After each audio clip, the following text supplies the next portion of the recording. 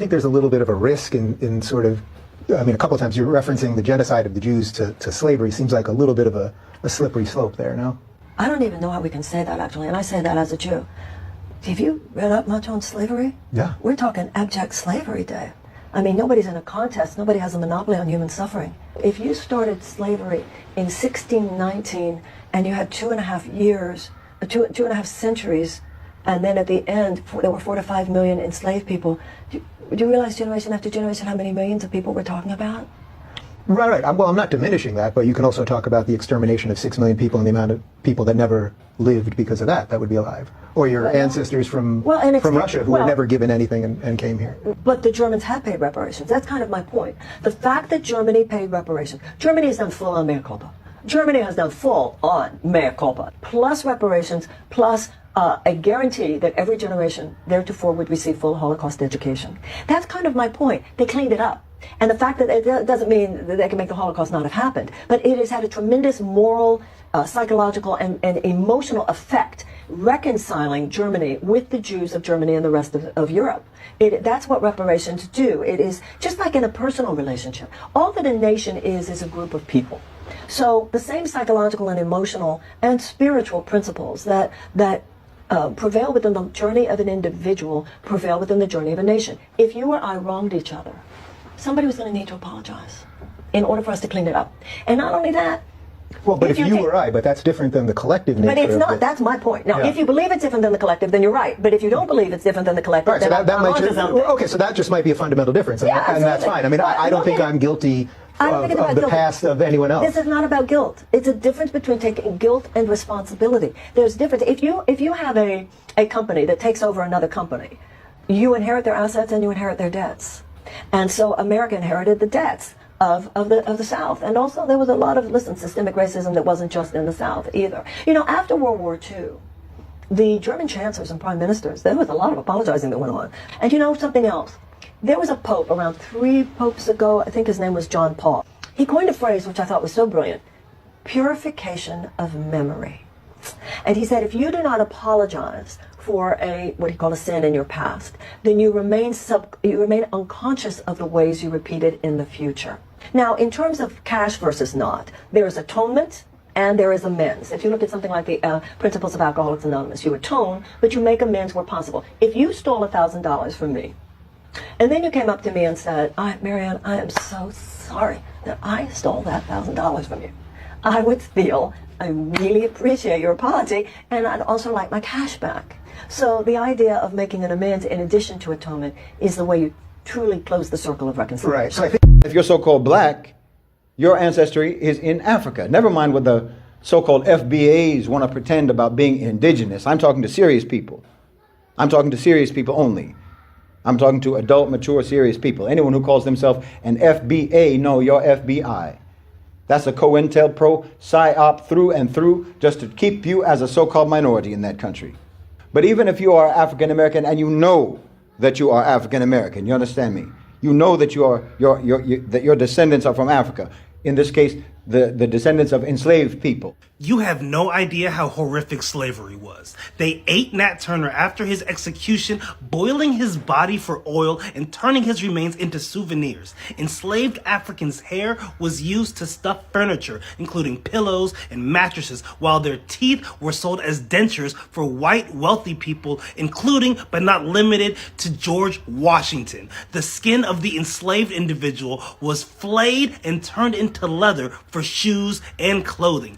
Pregnant black women were whipped on their stomachs to induce miscarriages or forced to give birth under inhumane conditions, only to have their infants sold off. Enslaved men and women were subject to brutal medical procedures without anesthesia or consent. Tools like thumb screws and iron muzzles were used to silence them, while branding irons seared their skin with the marks of their enslavers. Rape was weaponized as a tool of control, with enslaved women forced to bear children who were automatically enslaved, perpetuating the cycle. Families were torn apart at auction blocks, with children as young as toddlers sold to distant plantations, never to see their parents again. Even after death, the bodies of enslaved people were desecrated. Their remains were often stolen from graveyards and used for medical dissections or experimentation. Their lives were treated as commodities, and their suffering was systematic, deliberate, and utterly inhumane. Slavery wasn't just a labor system. It was a calculated mechanism of dehumanization, leaving a legacy of cruelty and trauma that reverberates through history to this day. And still, there is no recompense or reparations for the descendants of the enslaved. And the algorithm will probably make it so that most people don't see this video. I wonder why. White people broke the earth. White people. Not all of you individually, but the systems you built. The empires you enforced, the profit you prioritized over life. You broke the earth. You didn't just show up and settle. You came with guns, greed, and God. You took land that wasn't yours, spilled blood on sacred ground, and called it destiny. You clear-cut forests, enslaved people, dug holes in the earth for gold, turned the sky into a smokestack, and renamed the destruction growth. You made the land yours by force. You made water something to sell. You made civilization mean white skin, private property, and concrete. You told the world that nature was wild, that people who honored it were savages, and that domination was salvation. And when the earth cried out, when her lungs burned and her rivers turned black, you didn't stop. You invented new ways to profit from collapse. Now you want to fix it? Now you want to lead the way? No, you are not the solution. You are the crisis. But this story doesn't end with you, because the earth is not dead, not defeated. It is wounded. But it remembers. It remembers those who loved it before you fenced it off, and mined its soul. It remembers the songs sung to rivers, the hands that planted with gratitude, the fire keepers, the medicine carriers, the people who knew the earth was not a thing, but a living relative. We remember too. We remember that your empires are fragile, that your borders are fake, that your wealth is stolen, and that your time is running out. The earth can be healed, but not by white saviors, not by carbon offsets, not by policies written in boardrooms. Healing will come through justice, through land back, through reparations, through abolition, through the return of what was stolen, and the dismantling of what never should have existed. The earth isn't dying, it's remembering, and it will only heal when white power ends. Cope. Here's a story that they don't want me to tell because history books want you to think something totally different. When you read about the Night Riders of the Klan, they think everybody was scared of them. They think that black folks was terrorized and we were run and hide and scream. Let me tell you a little story that you probably never heard of. In 1960, there was a group of black men in Bogalusa, Louisiana. They were military veterans that came home and they went toe-to-toe with the Klan. Never ran. When they protested, they got in their face, went back and forth. They protected the community. These men were called Deacons of Defense of Justice.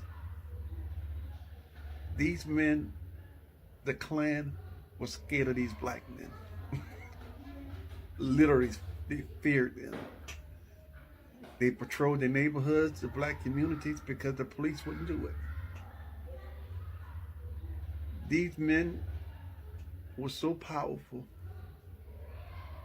that they used their military skills to protect their black community. The Deacons of Defense and Justice was so powerful that when Martin Luther King used to have protest marches, a lot of the police department wouldn't protect them or provide them security. The Deacons of Defense stepped in and provided security. People, you're not going to hear about this because society wants you to think we feared and we were scared and cowards. It's not true. Look them up. Deacons of Defense of Justice, Buckaloo, Louisiana. They were so powerful that they had chapters in Mississippi and Alabama, but they started here in Louisiana. And these black men didn't run from the Klan. There's pictures of them in their face going toe to toe. And a lot of Klan were scared of these black men because they were military trained.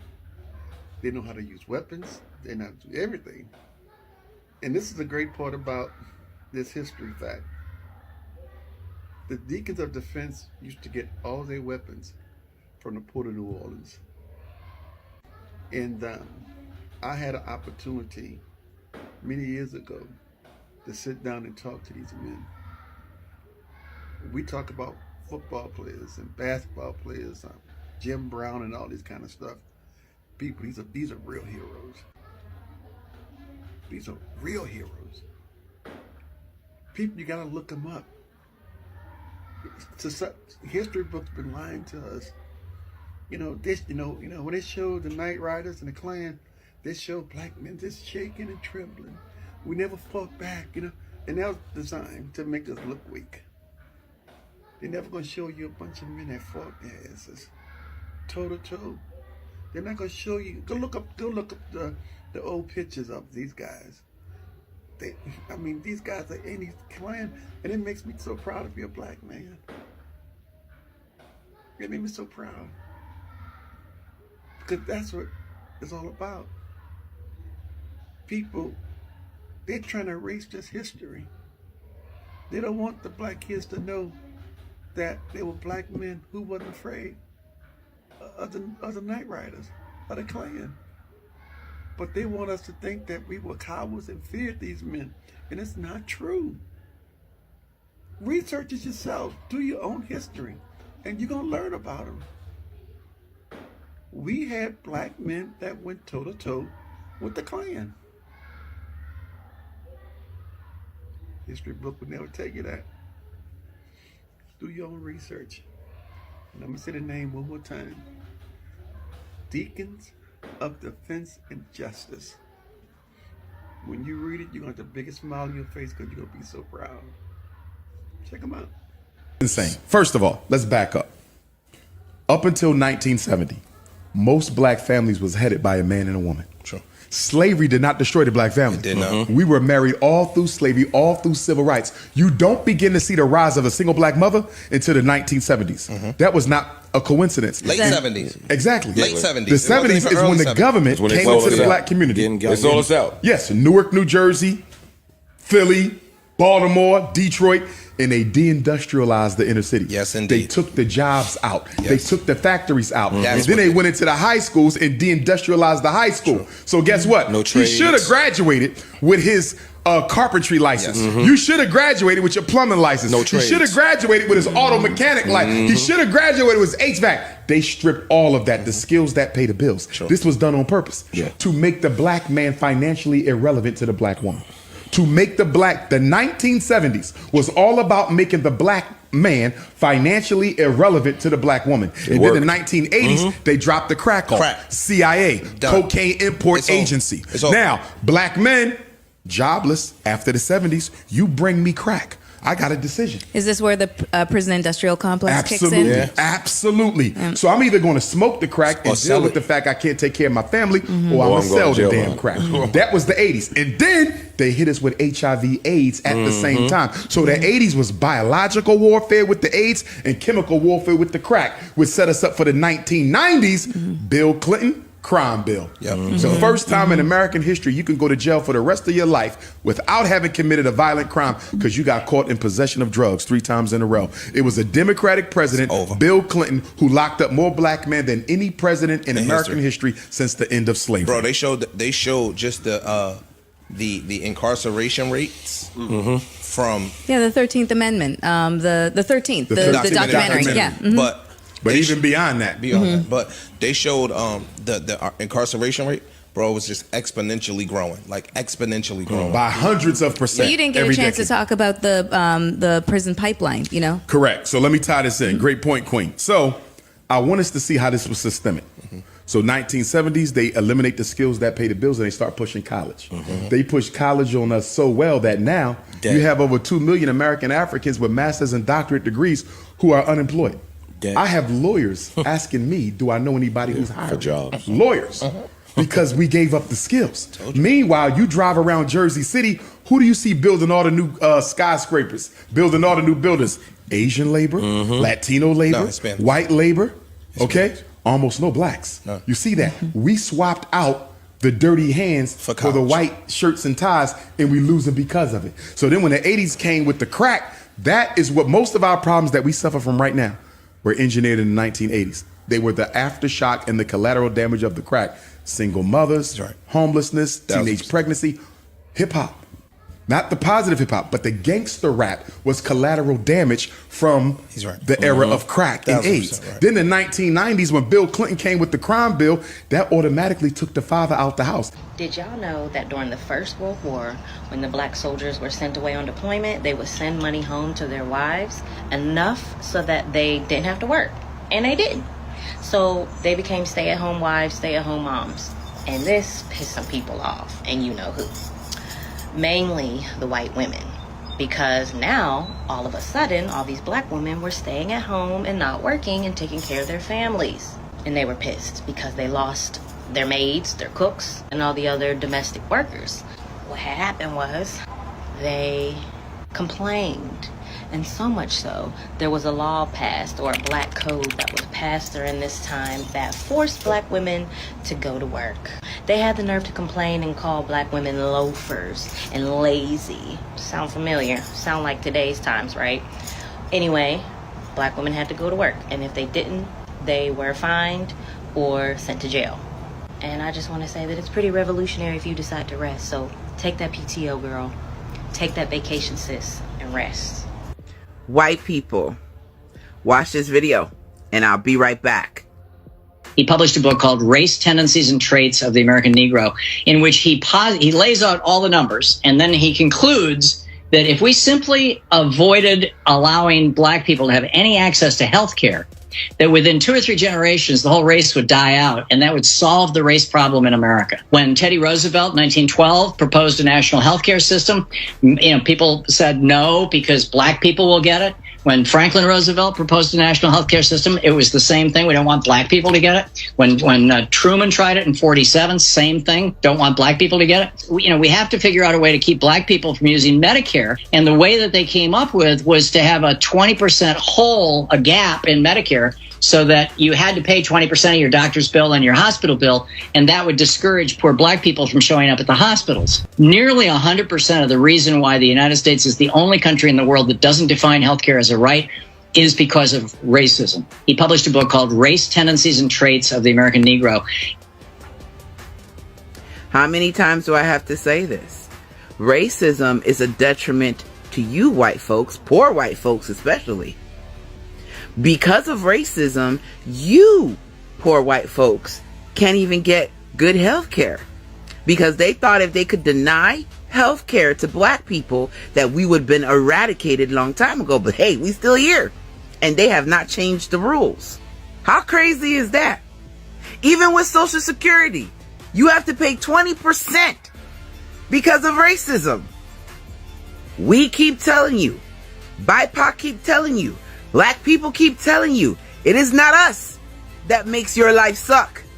It is those racist politicians and their racist legislation that they think that's going to harm us, but harms you at the same time. And they don't care if it harms you. They don't give a shit. And then you continue to vote against your own interest. All because a bunch of rich white people told y'all to hate black people because black people are doing stuff to you as a whole. And we're not. Because we don't control shit. We don't control the healthcare system. We don't control Social Security. We don't control your wages. We don't control shit. But they continue to tell you that it's us. So you turn your focus on us and harass the shit out of us for no fucking reason, when we have no power to affect your life as a whole community. Pay attention. People love to say Africans sold their own people. That's how slavery happened. But they leave out the part where wealthy white men literally placed bets on who could get away with kidnapping the most people from Africa. In 1860, Timothy Meeher, a rich plantation owner in Alabama, bet his friends that he could sneak a ship full of enslaved Africans into the US. This is about 52 years after the importation of humans was made illegal in the US. So he paid for this ship called the Clotilda, and this is considered the last slave ship. And guess what? He won that bet. The Clotilda arrived to the U.S., specifically Alabama, with about 112 kidnapped people, including a 12-year-old girl named Ridoshi. Her village in what is now known as Benin was raided by Dahomey warriors. Her father was killed and she was taken and sold to the Americans. Now, this is the crazy part. 2 of the Dahomey warriors who got on the ship to mock the captives, they were accidentally enslaved too. They ended up working in the fields next to Ridoshi, and she never forgave them for what they did. So now, to cover up their misdeeds of importing humans even after it was outlawed, the Clotilda's captain set it on fire and it sank. But the remains were found around 2018-2019. So Ridoshi was sold, she was renamed Sally Smith, and she was forced to marry a man that she did not know. Mind you, she's like 12. She lived through slavery, she raised a daughter, she kept her African traditions, and she passed away in 1937. This is not ancient history. This isn't some African sold African soundbite. This is calculated, criminal American history. And guess what? It's all in Black AF History by Michael Harriot. It's back on the TikTok shop. They just had a restock. It's 25% off right now. If the orange card is still up, get your copy before they try to erase this too. I'm going to tell you right up front, this is going to be a little bit of a long answer, but I promise you it is worth it. This is a history lesson with some brutal honesty, and I know what I'm talking about. I have a bachelor's in history, I have a master's in anthropology, and I've done archaeology and historical work all across the Southeast. All right, and I speak the language of white supremacy. Here we go. Prior to the Emancipation Proclamation, white people didn't feel towards black people the same way that they do now. It wasn't what I would categorize as hatred as much as it was ambivalence. The type of ambivalence that you might feel towards an animal. Maybe not some of you, but think of a farmer, how he might feel towards the cattle that he is castrating and branding. Is that hatred? It's ambivalence.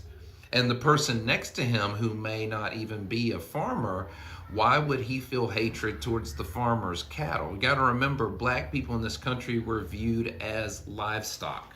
They were viewed as property. They were not treated or viewed as human in any sense.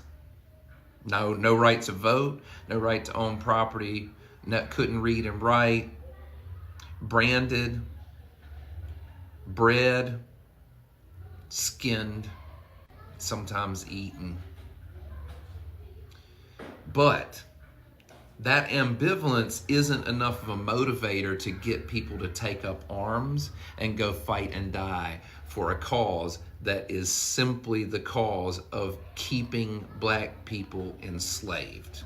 And I don't care what anybody fucking says, that is exactly what the states were fighting for the right to do. And it wasn't the states, it was the plantation owners. That's who's in power. The plantation owners were telling the states, the representatives, what to do. And in order to sell this to the public so they could raise an army, they needed to incite fear and hatred in an undereducated and impoverished white community in the South. And so they used preachers, just like they do now, to sell this to the public. They sold them fear, because who better to give you a devil to hate than a Christian preacher? And so we have documented examples of this. Preachers across the South preaching to congregations that if black people were freed, they would rise up and revolt. They would burn down all the cities in the South. They would kill white people and grape white women. And when given a devil to fear, ignorant, undereducated, poor white people will latch on to it. They will not only go and fight and die for that cause, they will pay you for the information. They will tithe the preacher, then go home, put on their boots, grab their rifle, and go out and die so that a plantation owner can continue to have free labor. That's how stupid my ancestors were. That's how stupid white people's ancestors were that fought in the Confederacy. And that's how they learned to hate. They learned to hate because plantation owners needed an army and politicians helped them with the preachers to sell a narrative of hate, to give them a devil to hate. And it permeates so much today that white people still won't go into black spaces, even if the party that's happening looks fun as shit. Let me give you an example of that.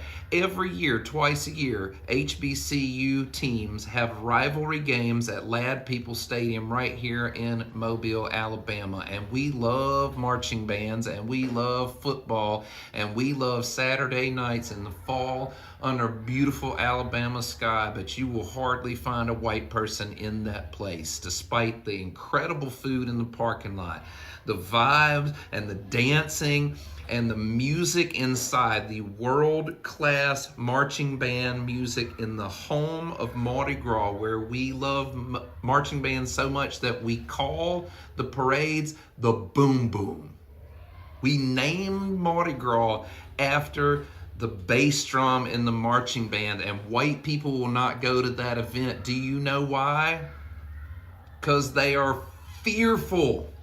That's where the devils are, in that stadium.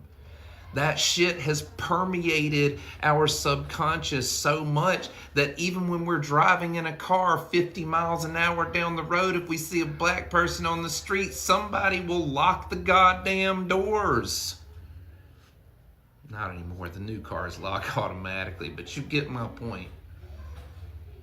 We were taught to hate you and to fear you, and some of us, most of us, are too fucking stupid to see that not only is that wrong, but it doesn't serve our well-being either. They're using us and taking advantage of both us and you.